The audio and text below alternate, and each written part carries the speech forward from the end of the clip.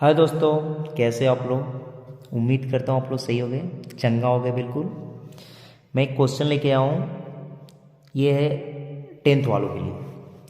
आपका चैप्टर है केमिस्ट्री का, कार्बन एंड इट्स कंपाउंड। उसका एक क्वेश्चन है। क्वेश्चन जो है, व्हाट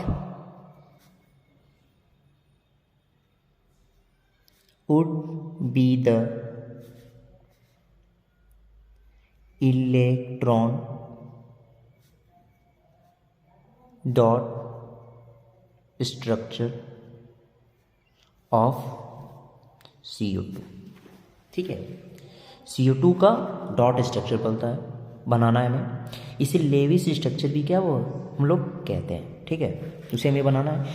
तो लेविस स्ट्रक्चर बनाने से पहले आपको ये आइडिया होना चाहिए कि CO2 में कौन कौन से एटम्स यूज हुए हैं और उस एटम का इलेक्ट्रॉनिक कॉन्फ़िगरेशन आना चाहिए। इलेक्ट्रॉनिक कॉन्फ़िगरेशन तभी आएगा जब आपको एटॉमिक नंबर पता होगा, क्योंकि एटॉमिक नंबर पता होगा तभी तो इलेक्ट्रॉनिक कॉन्फ़िगरेशन बनना होगा। ठीक है, तो कार्बन का एटॉमिक नंबर होता है हमारा 6। कितना होता है? 6।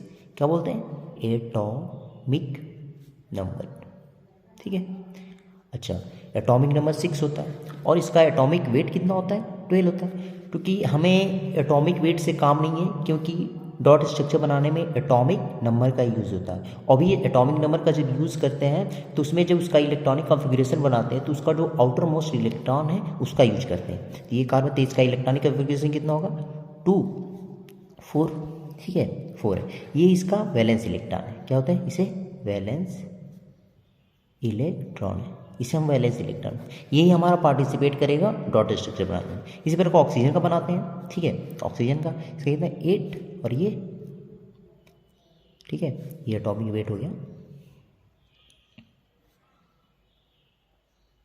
ठीक है, आप लोग देख लीजिएगा, ये एटॉमिक वेट है। ठीक है, इसका बनाते हैं इलेक्ट्रॉनिक कॉन्फ़िगरेशन 2 6। ठीक है, ये 6। ठीक है, अच्छा, ये जो स्ट्रक्चर है हमारा क्यों बन रहा है? क्यों बन रहा है? ये तो अकेले भी तो रह सकता था, ऑक्सीजन भी अकेले रह सकता था।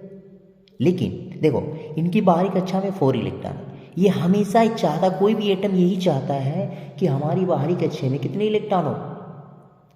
8 इलेक्ट्रॉन हो। यानी कि वो नोबल गैस की भांति होना चाहता है। जैसे कि नोबल गैस, इसकी जस्ट नोबल गैस कौन सी है?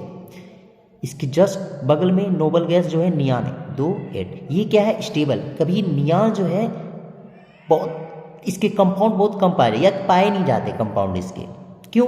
क्योंकि इसकी बाहरी कक्षा में कितने? 8 इलेक्ट्रॉन। ये पूरी तरह से स्टेबल, क्योंकि ये स्टेबल नहीं है। इसी प्रकार ऑक्सीजन भी स्टेबल नहीं है। ऑक्सीजन भी स्टेबल नहीं है। तो अब ये क्या करेंगे? ये ऐसे कंपाउंड बनाते हैं। तो कंपाउंड, अब देखो, ये नॉन मेटल है। क्या है? Non metal. तो नॉन मेटल के बीच कोवैलेंट बॉन्ड पाया जाता है। ठीक है, ठीक है, कोवैलेंट बॉन्ड पाया जाता है। तो ये भी देखो, इनकी बाहरी कक्षा में। और नॉन मेटल्स क्या होते हैं? नॉन मेटल्स क्या होते हैं? इसकी बाहरी कक्षा में आउटर मोस्ट सेल में कितने इलेक्ट्रॉन होने चाहिए? 4 5 6 7 8। ठीक है, ठीक है, ये तो स्टेबल है। इतने रहेंगे तो भैया वो क्या बनेंगे? कोवैलेंट बॉन्ड बनाएंगे। कोवैलेंट बॉन्ड यानी कि डॉट स्ट्रक्चर बनाएंगे। ठीक है, यानी कि साझेदारी करेंगे। अब हमने क्या किया? कार्बन रखा इधर और ये ऑक्सीजन हो गया, ये भी ऑक्सीजन हो गया। ठीक है, कार्बन के इसकी जो आउटर मोस्ट में जो इलेक्ट्रॉन है उसको डॉट से हम क्या करते हैं? उसके ऊपर रख देते हैं, ऐसे ऐसे। यही तरीका होता है।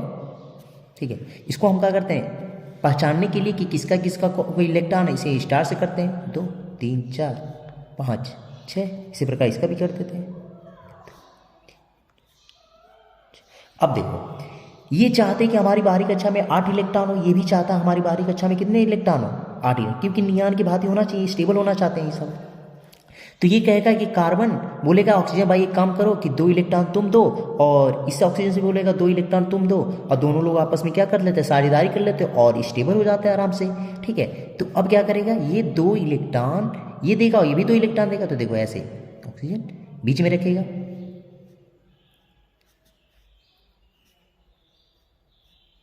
समझे? ये अब इनका कितने इलेक्ट्रॉन बचे?